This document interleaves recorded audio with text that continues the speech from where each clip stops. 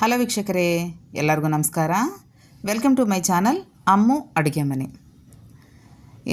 ಇವತ್ತೇನೋ ಬೆಂಡೆಕಾಯಿ ಏನೋ ಮಾಡ್ಕೊಂಬಂದಿದ್ದಾಳೆ ಅಂತ ನೋಡ್ತಿದ್ದೀರಾ? ಹೌದು ವೀಕ್ಷಕರೇ, ಇವತ್ತು ನಮ್ಮ ಆಂಧ್ರ ಶೈಲಿಯಲ್ಲಿ ಬೆಂಡೆಕಾಯಿ ಪುಲುಸು ಅಂತೀವಿ ನಾವು ಇದನ್ನು. ಸೊ ಅದನ್ನು ಹೇಗೆ ಮಾಡಿದ್ದೀನಿ ಅಂತ ನಾನು ನಿಮಗೆ ಹೇಳೋಕ್ಕೆ ಬಂದಿದ್ದೀನಿ. ಸೊ ಅದಕ್ಕಿಂತ ಮೊದಲಾಗಿ ನನಗೆ ಈ ಬೆಂಡೆಕಾಯ್ದು ಏನಿದು ಕನ್ನಡದಲ್ಲಿ ಏನಂತಾರೆ ಗೊತ್ತಿಲ್ಲಲ್ಲಪ್ಪ, ಸರಿ ಹೋಗಲಿ, ನಮ್ಮ ತೆಲುಗಲ್ಲೇ ಹೇಳ್ತೀನಿ. ಈ ಬೆಂಡೆಕಾಯಿ ಪುಲುಸು ಮಾಡಿದ ಮೇಲೆ ತಿಂದಿಲ್ಲ ಅಂದರೆ ನನಗೆ ಇರೋಕ್ಕಾಗಲ್ಲ ಅಂತ ಅನಿಸ್ಬಿಟ್ಟಿತ್ತು. ಆ ಸ್ಮೆಲ್ಲಾಗಲಿ ಅದರ ರುಚಿ ಆಗಲಿ ಅಷ್ಟೊಂದು ಚೆನ್ನಾಗಿತ್ತು. ಸೊ ಅದಕ್ಕೋಸ್ಕರ ನಾನು ಮೊದಲು ಬಿಸಿಯಾಗಿ ಅನ್ನ ಮಾಡಿಕೊಂಡು ಈ ಬಿಸಿ ಬೆಂಡೆಕಾಯಿ ಪುಲುಸು ಹಾಕ್ಕೊಂಡು ಊಟ ಆದರೂ ಮಾಡಿಬಿಟ್ಟಿದ್ದೀನಿ. ಎಷ್ಟು ರುಚಿ ಇತ್ತಂದರೆ ಆ ಒಂದೊಂದು ಬೆಂಡೆಕಾಯಿ ಪೀಸ್ ಏನಿದೆ ಅಲ್ಲ, ಈ ಹುಳಿ ಹಾಕಿ ಮಾಡಿರ್ತೀವಿ, ಸೊ ಸಖತ್ ಟೇಸ್ಟು. ಹಾಗೆಯೇ ಇದರಲ್ಲಿ ಹಾಕಿರೋ ಮೆಣಸಿನಕಾಯಿ ಕೂಡ ಅಷ್ಟೇ ರುಚಿ ಇತ್ತು.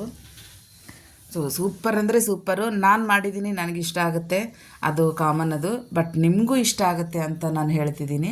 ಸೊ ನಾನು ಇದನ್ನು ಯಾವ ಥರ ಮಾಡಿದ್ದೀನಿ, ಈ ಬೆಂಡೆಕಾಯಿ ಪುಲುಸು ಯಾವ ಥರ ಮಾಡಿದ್ದೀನಿ ಅನ್ನೋದನ್ನು ನಿಮ್ಗೆ ಹೇಳ್ತೀನಿ. ತಡ ಮಾಡಿದೆ, ವಿಡಿಯೋ ಶುರು ಮಾಡಿಬಿಡೋಣವಾ? ಸೊ ಏನಪ್ಪ ಹಿಂಗೆ ತಿಂತಾಳೆ ಅಂತ ಅಂದ್ಕೋಬೇಡ್ರಿ, ಅಷ್ಟು ರುಚಿ ಇತ್ತು, ಹಸಿವು ಆಗಿತ್ತು. ನಾನು ಬೆಳಗ್ಗೆ ರೈಸ್ ತಿನ್ನೋದು ಕಮ್ಮಿನೇ, ಆದರೆ ಅಡುಗೆ ಮುಗಿದ ತಕ್ಷಣ ನನಗೆ ಆ ವಾಸನೆಗೆ ವಿಪರೀತ ಹಸಿವಾಗಿ ಹೋಗಿತ್ತು. ಸೊ ಮಾತಾಡ್ತಾನೆ ಇರ್ತೀನಿ. ಇನ್ನು ರೆಸಿಪಿ ಸ್ಟಾರ್ಟ್ ಮಾಡೋಣವಾ? ಬೆಳ್ಳುಳ್ಳಿ ನೋಡಿ, ಒಗ್ಗರಣೆಯಲ್ಲಿ ಹಾಕಿರೋ ಬೆಳ್ಳುಳ್ಳಿ ಅದು ಸಖತ್ ಟೇಸ್ಟಿಯಾಗಿತ್ತು. ಸೊ ಇನ್ನು ನಾನು ಈ ಕರಿಗೆ ಏನೇನು ತೊಗೊಂಡಿದ್ದೀನಿ ಹೇಳಿಬಿಡ್ತೀನಿ. ಒಂದು 3 ಈರುಳ್ಳಿ ಸಣ್ಣದಾಗಿ ಹೆಚ್ಚಿಟ್ಕೋಬೇಕು. ಹಾಗೆಯೇ ಹಸಿಮೆಣ್ಸಿನ್ಕಾಯಿ, ಆಮೇಲೆ ಕರಿಬೇವು, ಬೆಳ್ಳುಳ್ಳಿ, ಒಣಮೆಣ್ಸಿನ್ಕಾಯಿ, ಒಂದು ಅರ್ಧ kg ಬೆಂಡೆಕಾಯಿ ಆದರೆ ಕಟ್ ಮಾಡಿ ಇಟ್ಕೊಂಡಿದ್ದೀನಿ. ಮೊದಲನೇದಾಗಿ ಒಂದು ಪಾತ್ರೆ ತೊಗೊಂಡು ಅದರಲ್ಲಿ ಎಣ್ಣೆ ಹಾಕ್ಕೊಂಡು ಒಗ್ಗರಣೆ ದಿನಸಿ ಹಾಕ್ಕೊಂಡು ನೆಕ್ಸ್ಟು ಬೆಳ್ಳುಳ್ಳಿ, ಕರಿಬೇವು, ಒಣಮೆಣ್ಸಿನ್ಕಾಯಿ ಹಾಕಿ ಬೇಯಿಸ್ಕೋಬೇಕು.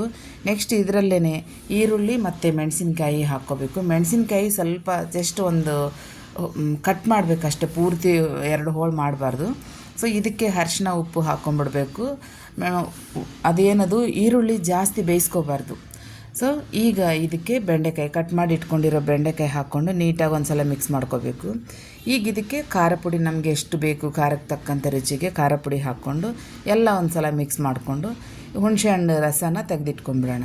ಈ ಗ್ಯಾಪಲ್ಲಿ ನಾನು ಮೆಂತ್ಯನನ್ನು ಸ್ವಲ್ಪ ಫ್ರೈ ಮಾಡಿಬಿಟ್ಟು ನುಣ್ಣಗೆ ಪೌಡ್ರ್ ಮಾಡಿ ಇಟ್ಕೊಂಡಿದ್ದೀನಿ. ಈ ಹುಣಸೆಹಣ್ಣು ರಸ ಹಾಕ್ಕೊಂಡ ತಕ್ಷಣ ಒಂದು 1/4 ಟೀ ಸ್ಪೂನಷ್ಟು ನಾನು ಮೆಂತ್ಯ ಪೌಡ್ರ್ ಹಾಕಿದ್ದೀನಿ. ಈ ಥರ ಮೆಂತ್ಯ ಪೌಡ್ರ್ ಹಾಕೋದ್ರಿಂದ ತುಂಬ ಟೇಸ್ಟ್ ಬರುತ್ತೆ, ಸ್ಮೆಲ್ಲೂ ಸಖತ್ತಾಗಿರುತ್ತೆ.